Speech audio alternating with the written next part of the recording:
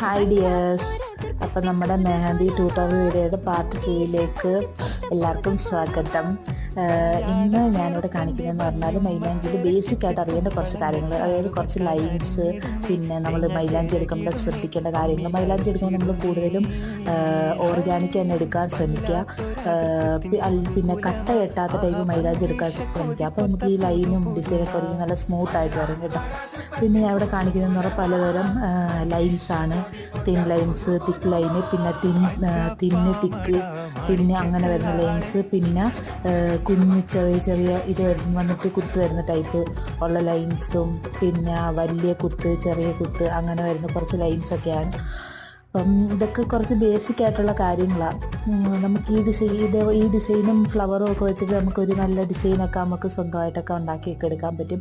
അപ്പോൾ വീഡിയോ ഇഷ്ടപ്പെടുമെന്ന് വിചാരിക്കുന്നു. വീഡിയോ ഇഷ്ടപ്പെട്ട ലൈക്ക്, ഷെയർ, സബ്സ്ക്രൈബ്. അപ്പോൾ ബൈ.